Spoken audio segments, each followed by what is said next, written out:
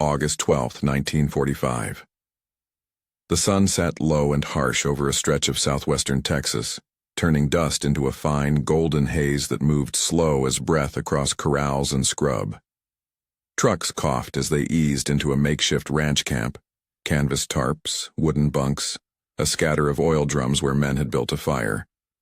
12 women climbed out of the back, one by one, slight shapes in tattered uniforms, feet raw and calloused, hair pinned back in practical knots. They looked like shadows of themselves, thin as paper, hands clenched as if to keep some small part of their bodies from unraveling.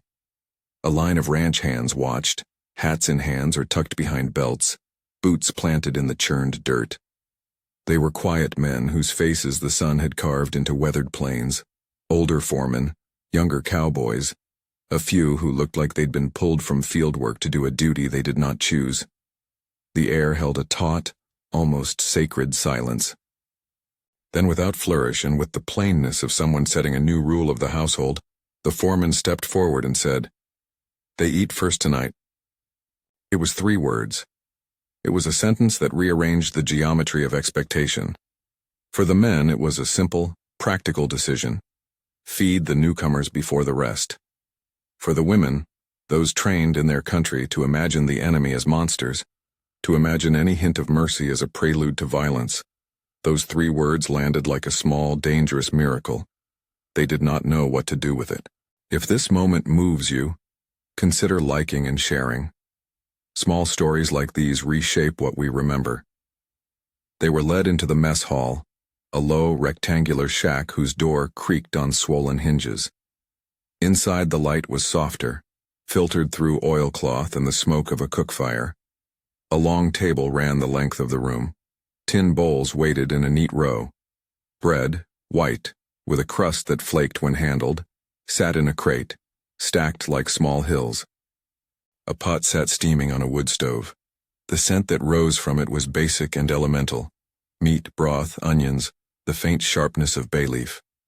It was ordinary food, the sort of stew that, in another life, would have been a staple. To these women, it tasted like something else entirely. The youngest of them, barely 16, moved first. She had feet small as a child's and a face that still carried the soft roundness of adolescence. Her hands shook so that she could hardly hold the bowl. A thin film of red lined her fingernails. Not fresh blood, but old stains. Evidence of work, of strain. She raised the spoon in an instinctive, half-abstracted motion and let the liquid touch her lips. The sound she made was not a word. It was a single breath that held bewilderment and something like fear. Her eyes widened, and for a moment, the room became that narrow moment when prayers hold their breath, because to accept food was to accept life, continued under someone else's terms. To taste meat that did not come boiled to gray and stringy with weeds was to taste a breach in the story they had been taught, that surrender was shame, that there was no safety in the hands of the enemy. Around her the American men shifted, some looking away as if to avoid witnessing what felt too intimate. A cowboy took his own bowl later and ate with the unconcern of a man who had never needed to imagine what a bowl of stew might mean to someone whose world had been condensed to scarcity and fear. They ate the same food, but they tasted different things. To the men, it was fuel. To the women, it was a question. The foreman's voice cut the hush in a practical note when a woman hesitated at the door. "Come on," he said. "They eat first tonight." Nothing more ornate, no explanation, no speech, no eye-catching act of virtue, just the simple opening of a customary rule to include another set of people. That quiet civility was what unsettled the prisoners most. It was not theatrical, it was not meant to be seen. It simply was. Later, when the women tried to put words to their confusion, they would return again and again to small textures. The warmth of the bowl in the hollow of palms, the unexpected chew of bread, the steam that fogged their lashes. These details were how they translated astonishment into something their bodies could register, without betraying the ideological map they had been given. Sensation was a doorway where language failed. To understand why a bowl of stew could be destabilizing, it helps to know the contour of the story these women carried home in their heads. Yoshiko, recorded in various places with spellings that sometimes appear as Yusuko or Yosho. In this telling she will be called Yoshiko, had been a teenager when the war tightened around her. She had scrubbed floors in a makeshift field hospital, handed bandages, learned the exact look to hide the tremor in the hands when a doctor passed by. She had been taught gently and then with increasing insistence, a script that valorized death over capture.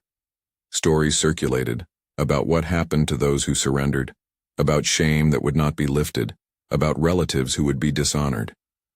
The state broadcasted fear like a weather report, and it found purchase in young, anxious hearts. When the Emperor's voice finally came over the radio, a hoarse and strangely formal transmission that said the war was over, there was no jubilant release so much as a stunned silence, like a room after a storm where everyone is checking for damage. The surrender was an order, a sudden shift in the axis of life. For some, it felt like betrayal. For others, like the abrupt removal of a known terror. The women were transferred in convoys, ships and trucks to places that were not home. They were given blankets, cots, the sort of small comforts that had been absent for months. Salt, soap, a bar of something that foamed and smelled faintly of lavender.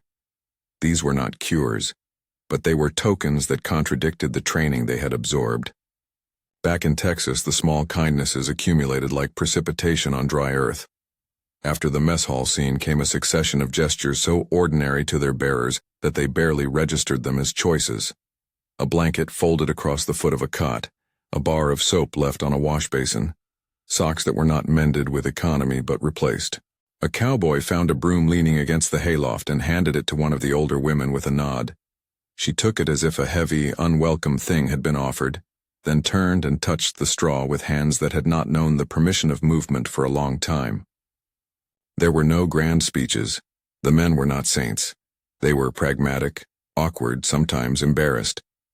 One of them, a younger hand who had been plucked from a cattle drive to help with the prisoners, sat at the far end of the mess, and between mouthfuls, pushed a lump of sugar across the table with the flat of his spoon toward a woman who hesitated at the edge of her chair.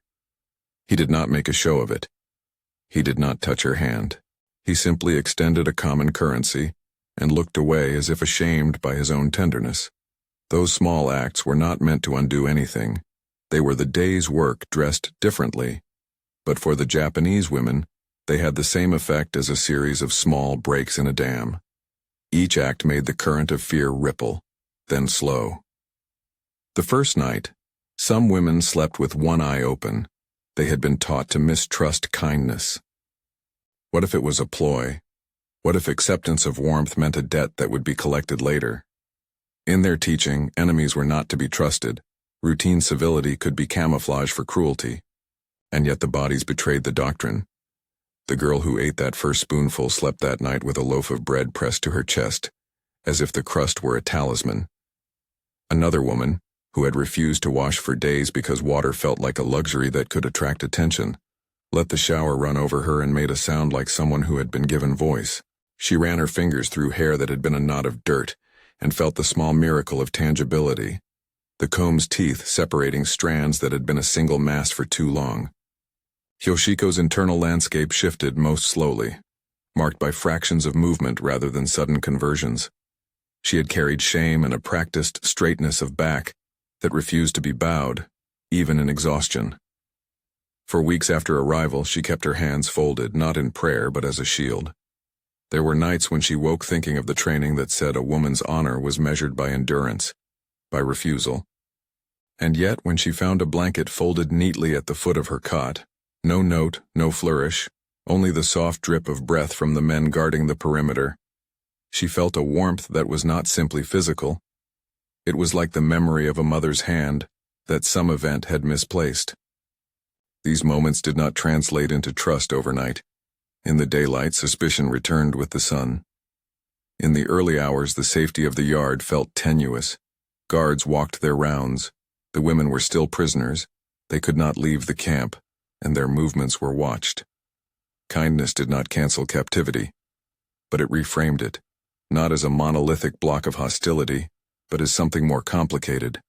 The line that had separated enemy from human began to fuzz at the edges. There were incidents that resisted the tidy arc of a human interest conclusion. Once a woman reached for an egg, and instead of a polite nod from a soldier, was met with a curt bark from a guard who thought she had tried to steal. She recoiled, head ducked, and the old rules, scarcity, suspicion, shame, rose like old ghosts. Another time, a scuffle in the barn between two cowhands had nothing to do with the prisoners, and yet because the sound of fighting was an old alarm, everyone flinched. Small ruptures reminded them that life in custody remained precarious. But the accumulation of quiet courtesies kept working in a different register. A broom became an instrument of dignity, not because it was handed to them, but because they were allowed to sweep their own space, to arrange the straw, to make a small order where chaos had reigned. A cowhand taught one woman, gently, how to shell corn by moving his hands slowly, showing her the rhythm until she matched him. He did not say, "I am teaching you." He simply worked and let her learn. The act was practical, but to her it felt like a restoration of agency. Small acts of labor in the space where the men did not watch with suspicion became a bridge back to selfhood. The language between the groups remained sparse. They had translators sometimes, but often communication happened in gestures, a nod, a shared glance, the passing of a cloth. When a cowboy caught Yoshiko squinting at the horizon and simply pointed toward a place where the sky met the land, she understood. It was not eloquence, but it was enough to say, "We see the same sky." Not every man behaved with the same civility.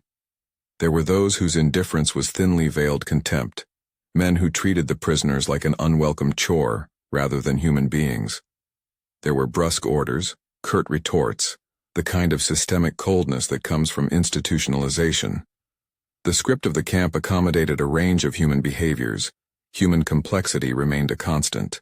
But the key fact was this: acts of small kindness, unremarkable in themselves, collapsed some of the narratives the women had been taught in Japan.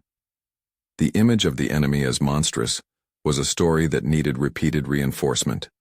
Generosity, even passive, quiet generosity, was a counterexample that kept appearing. One afternoon, as the late sun slanted between boards and dust motes swirled like small planets, a hen wandered into the yard. It scratched at the dirt with an immovable single-mindedness. One of the older women, who had been given a broom, bent down with a tenderness that surprised her own hands. She offered it a handful of grain. The bird pecked eagerly, and in that ordinary encounter, the woman laughed, a sound like a thin bell. The laugh startled her more than anyone else. She had not meant to laugh. The sound was an involuntary release. It was fragile, but it was real. Moments like that shifted the moral grammar of their daily life. The old story had been binary: enemy versus self, monster versus human. The lived experience gave them nuance.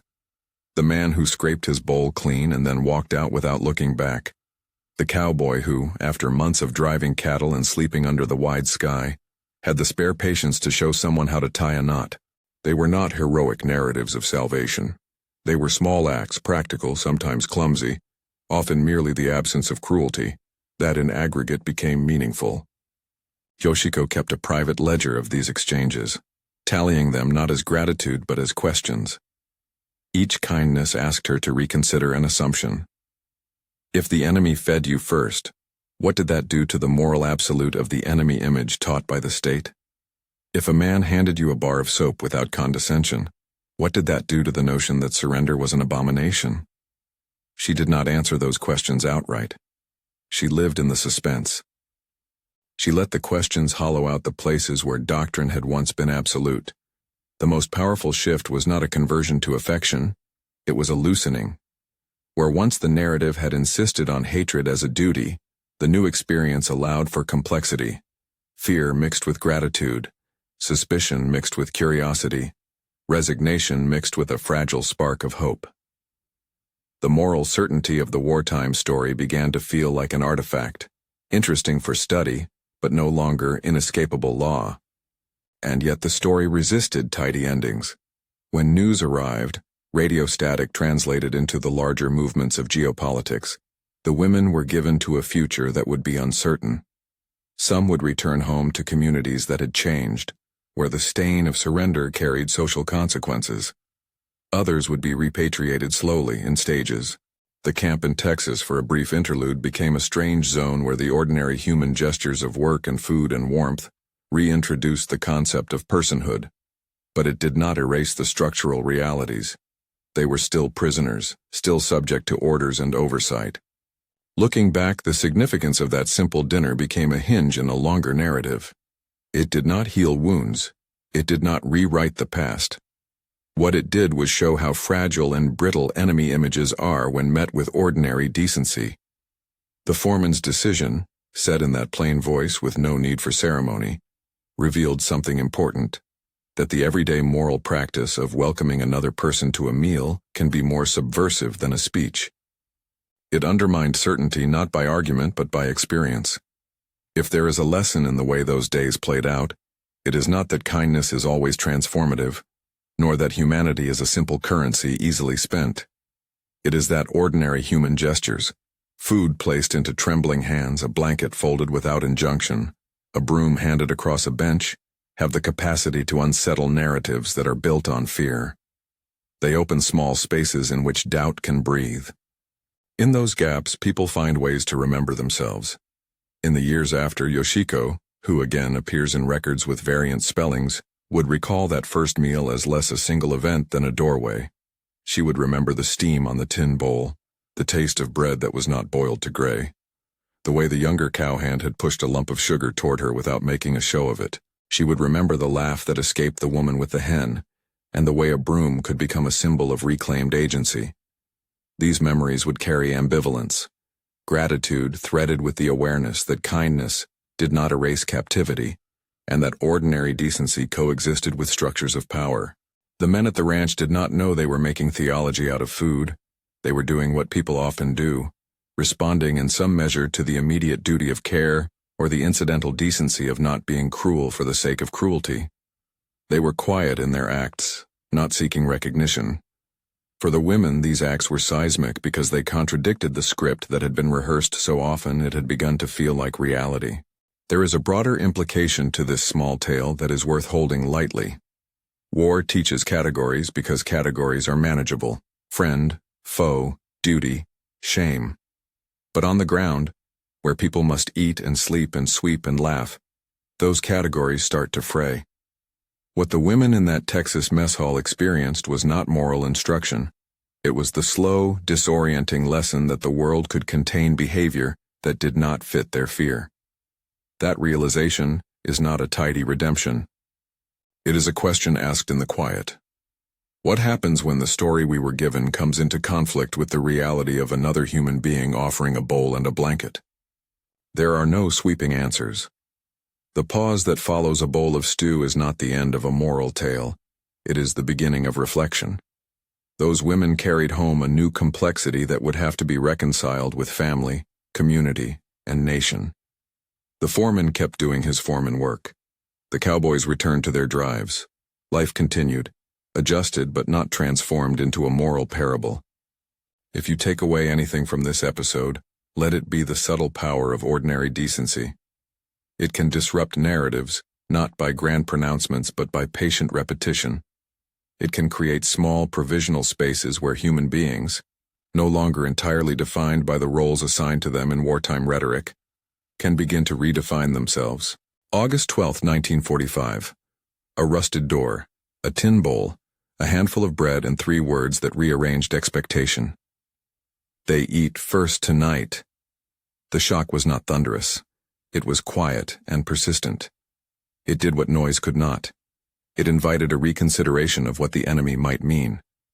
If you want to learn more about overlooked stories from World War II and the delicate human encounters that history sometimes hides, check the description for sources and watch our next video exploring similar accounts of compassion in unexpected places.